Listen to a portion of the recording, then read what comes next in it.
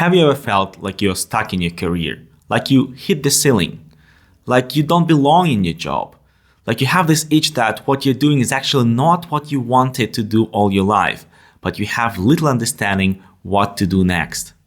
Well, the good news is that you're not alone. If you look at the research, around 50% of US workers change their jobs every 1 to 2 years, which leads to having 10 to 12 jobs throughout their professional life. And while 50% of the workers are thinking about changing their job in the next 12 months, 40% don't have a clear idea what they want to do next. I don't have the clear answer to you how to deal with that. What I can do is share my experience of 20 years building a successful careers in top companies like Shell, LVMH, BCG, and EY-Parthenon, and working with around hundreds of people on the questions of their future career as a career coach in the past 6 years. Stay tuned, and I'm gonna share with you my lessons learned, my 5-step approach, how to deal with this situation and how to choose the career of your dream. To understand what to do, sometimes it's very important to understand what not to do, to start it from your own mistakes or probably from the mistakes of others. In our previous video, we tried to analyze the research about what drives wrong career choices, why people end up in the jobs and careers they don't like, they don't feel happy in. And if I were to sum up that video, it basically falls into 2 categories. Number 1 is lack of understanding and knowledge of yourself and of the job market. And number 2 is that many job choices and career choices are imposed on us by somebody else. My experience of working as a career coach with hundreds of people shows that the starting point should be understanding yourself. Therefore, step number 1 in this 5-step framework is understanding yourself. It's all about knowing what makes you happy and what makes you unhappy, what drives you, what motivates you. You may say happiness is an individual thing, and you will be right. However, there are people who do studies on that, and they summarize and look at what is most likely to make people happy. If you check what experts say, for example, Dr. Robert Waldinger from Harvard, there is a formula for happiness. There are 3 components to happiness: enjoyment, satisfaction, and meaning. Enjoyment is not just pure pleasure. Enjoyment is something that gives you pleasure, but to make it an enjoyment, not just a pure pleasure, you also need to add the people dimension to this, meaning that you have to share it with someone else, and the memory, meaning that you have to take this pleasure from your limbic system to your neocortex, to the cognitive level of our brain, to make it really work. Meaning is also a very important component to this. And I will not go into the details of how to find your meaning. For that, I do recommend you to watch some of the Simon Sinek's videos or read his book, Find Your Why. The second thing that we try to understand with our clients is actually the motivation. We start with looking at how motivation works. There's a very simple scheme. There is an antecedent. It's an external event or social circumstance or environment where you find yourself in. And these signals from these events and circumstances get into your brain, where they process through the 3 lenses of your internal motives. And these 3 lenses are your needs, your cognitions, and your emotions. And once the signal passes through these lenses, it results in our behavior, which is specific action or inaction. So let's look a bit deeper into all these 3 internal motives. When we speak about the needs, there are 2 types of needs. There are physical needs, which is pretty obvious. It's like we want to be safe, we want to be fed, we want to drink, we want money, and so on and so forth. What is more important here are the emotional needs. And here I recommend you to have a look at the SCARF model by David Rock. SCARF stands for status, certainty, autonomy, relatedness, and fairness. So the research showed that we as human beings react positively or negatively to physical stimuli, like if you see a tasty food, some parts of your brain light up, or if there's a threat to you, I don't know, probably a tiger jumping at you from the woods, that lights up other parts of the brain. However, there are also social aspects, social interactions aspects that light up the same parts of the brain and therefore cause the same types of reactions. So for some people, this is status. It's actually all about how you are compared to the rest of your social group. Certainty, it's all about predictability and transparency. Autonomy, it's all about being able to make your own decisions and drive your own agenda. Relatedness, it's all about building and maintaining the connections with the members of your group. And fairness, it's all about correctness and being treated fairly and justly. So if there are some things in your social interactions, and our jobs is all about social interactions, for example, if status is important to you, so if there are some things that undermine your status, you will be trying to avoid it, and the same reactions as the threats from a tiger will be lit up in your brain. In a similar way, if, let's say, autonomy is your key driver in the SCARF model, then those jobs where you have more decision-making rights will attract you, and you'd like to have more of that. The second element in the internal motives is your cognitions. It's a combination of your beliefs, mindsets, expectations, goals, plans, experiences, values, judgments. And what is important to do here is make just a list of those things, put them down there, and try to understand where they're coming from, what is really yours, what was brought by somebody else into your life. And the third element of your internal motives are your emotions. And I think what's helpful here is to understand that emotions are just hormonal cocktails that are injected in your body by our brains. So I will not give you a whole lecture of neuroscience, and I'm not a neuroscientist myself, but what I do recommend is understand the key hormones and neurotransmitters and their role in our emotional regulations, and do the audit of the things in your life that give you positive and negative emotions, like what makes you happy, what makes you joyful, but also what makes you frustrated and what makes you afraid. After you've done this audit and you realize what makes you happy, you understood your why, you can come up with your purpose. And I recommend to make it just one sentence and don't stop until you get to that sentence and you're satisfied with that. Second thing that you need to do with this is actually have a look at the audit of things that give you positive and negative emotions that coming from your work, and rank them, put them on different levels. There are some things that give you positive and negative emotions on your specific company, or in your department level, or just on your team, on your boss level. But there are some other things that give you happiness or probably make you unhappy on the level of the industry overall or function overall. So it's very important to understand at which level these things are, because they will drive the decision that you have to make, what to change. If some things make you unhappy and they are just on the department level, then you don't need to change the whole company or change the whole job overall. You probably just need to change the department. Step number 2 is assessing your current job from content and context perspective, and assessing those different aspects of content and context of your job from the perspective of satisfaction and importance to you. So what are the typical job content aspects? Number 1 is internal interactions. This is basically meeting with your colleagues, with your bosses, with your team members. Next one is doing all types of analysis. In pretty much any office job, you will have to do some kind of analysis. The depth of it can vary, etc. But this is one of the most popular content aspects of any kind of job. The next aspect, very closely related to that one, is actually producing results. So if your job is mostly analytical, so you will be producing some reports, presentations, etc.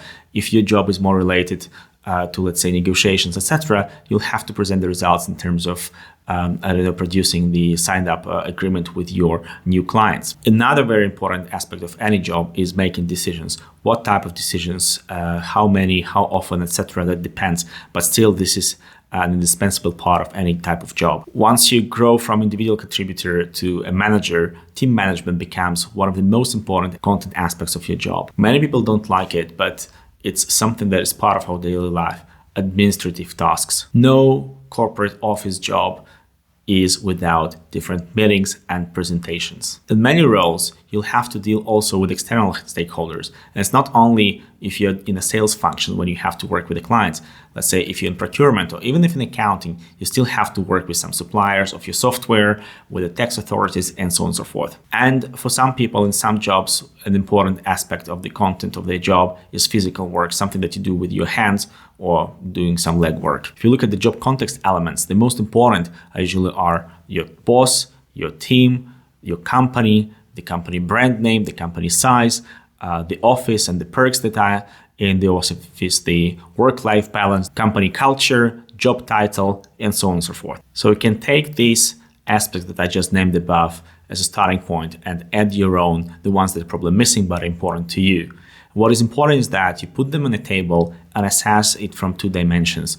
How important these things are to you on a scale from 1 to 10, and how satisfied are you with these things in your current job, also on a scale from 1 to 10. As a result, you can get 2 different matrices. The first matrix is the satisfaction importance matrix, where basically all of the aspects we looked into just before are plotted, and you see 4 different quadrants.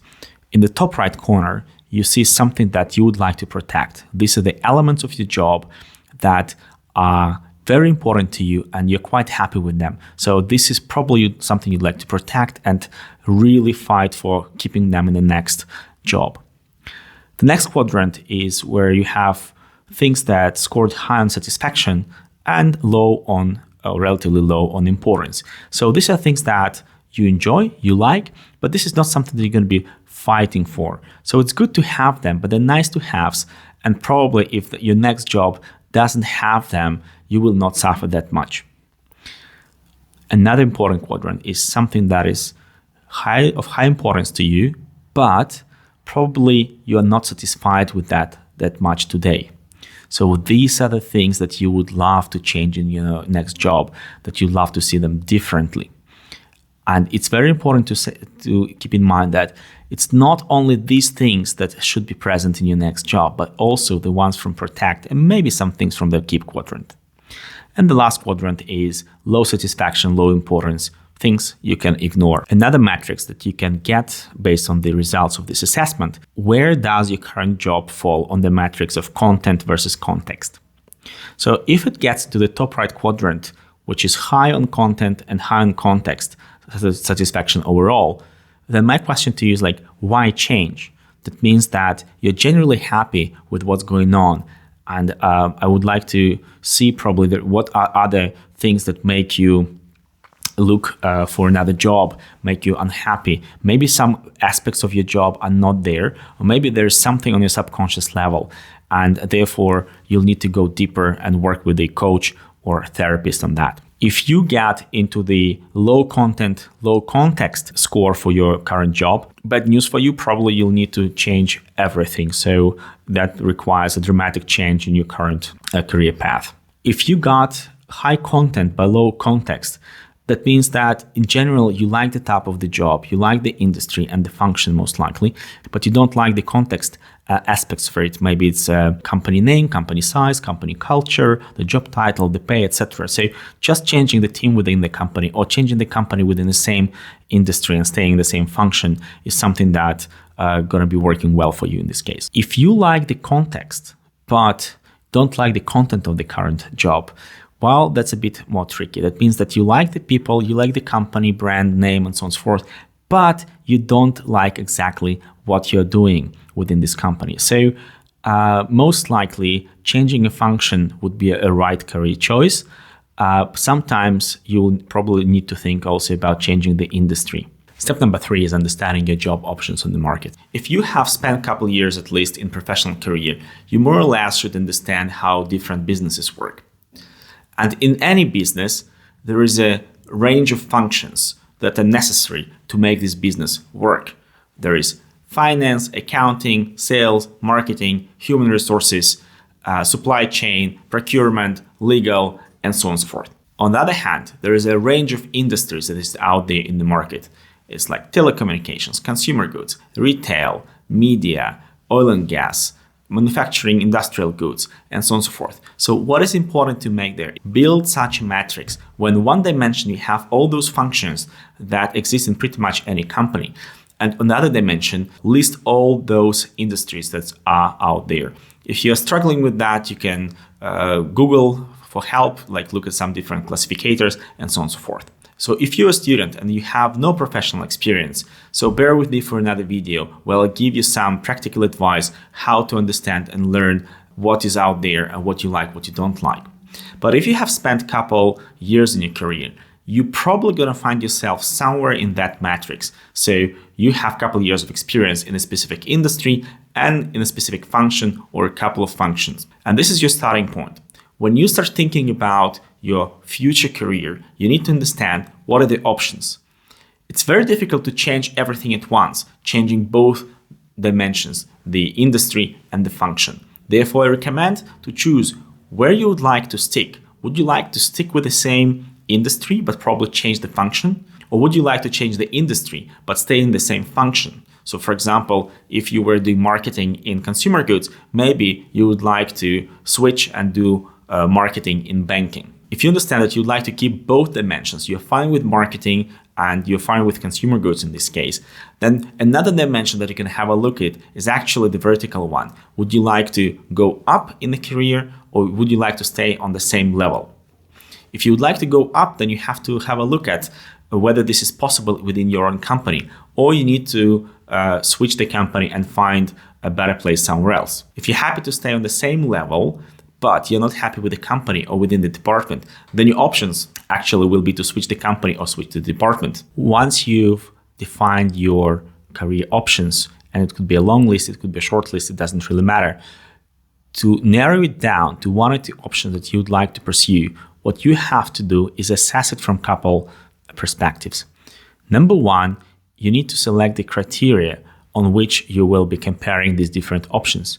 What is helpful is looking to the step number two and taking the most important content and context aspects of the job to be used as a criteria for further comparison for the options that you have selected. Take these aspects, take these options, make a table, and assess which of these job opportunities, job options fit those criteria most on the scale of 1 to 10. The second perspective that you need to take on these job options is actually looking at the requirements.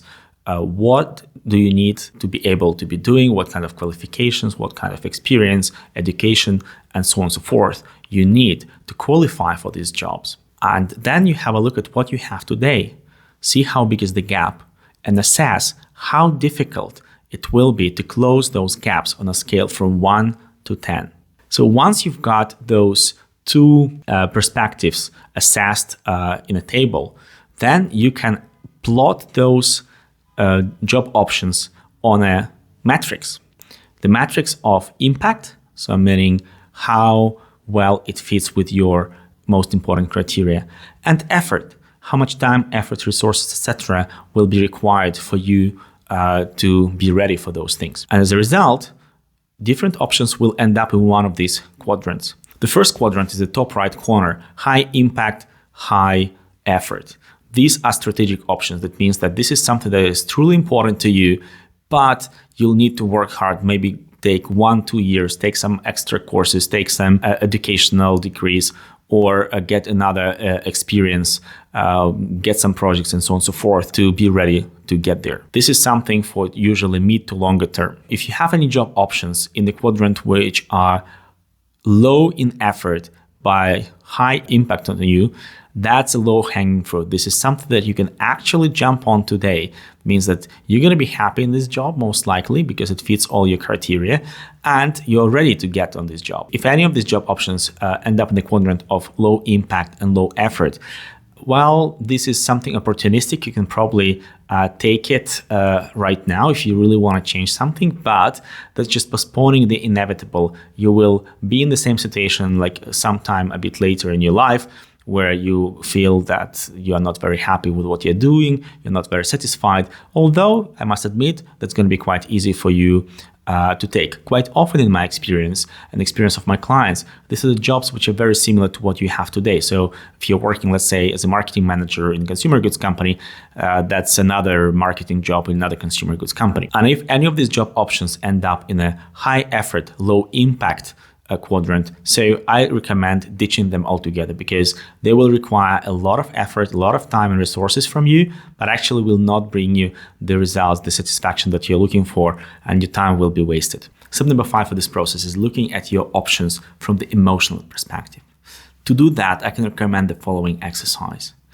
Select a chair in your room, sit there, close your eyes, and immerse yourself into that job. Imagine what you're doing. Imagine how does your day look like, how you're dressed, who are your colleagues, what are you doing from morning till evening.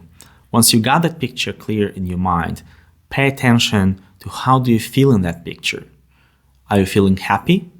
So try to assess that on a scale from 1 to 10. How happy are you? How satisfied are you in that picture, in that job option?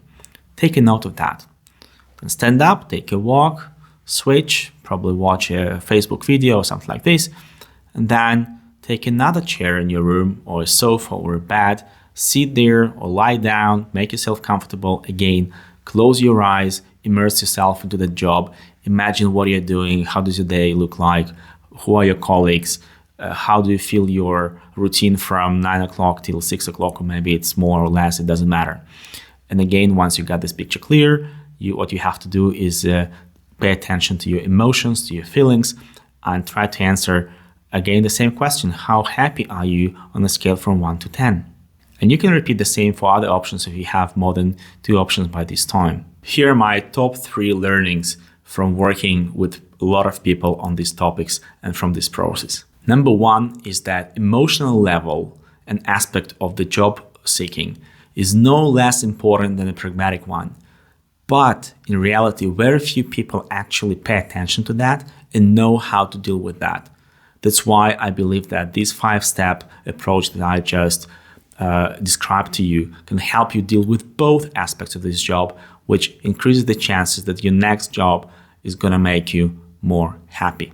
The second lesson is that it's one of the most important decisions in your life, and therefore it requires significant effort, time investment, emotional resources. It's not something that can be done just on the side, spending 15 minutes a day thinking about this while you're in the shower, or just talking to a couple of friends, or maybe watching some YouTube videos. What really takes is a couple hours a week of structured and focused work during a couple of months just to get to the understanding what you want. And then probably a year or even more to get to your desired result.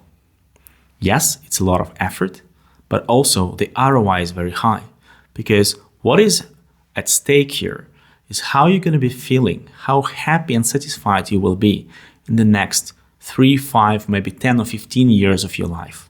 And the third lesson is that it has to be your decision, your choice. It's you who have to make it based on the things, those criteria, those aspects that are important to you. But what it also means is that you have to own it. The flip side of this is the ownership, which means you have to act on it, you have to drive it, you have to be proactive. I see quite a lot of people actually willing to make their own decisions, willing to use the criteria that are of their own and not brought by somebody else. But they sit and wait. They hope that these things will come at them for whatever reason. No, it's not going to work like this. You have to make it happen. You have to be responsible and you have to drive it yourself. If you are interested in getting some of these self-assessment tools, please follow the link to the Career Jedi webpage that I left in the description to this video. Leave your email address and I will send you the starter pack that can help you do basic self-assessment.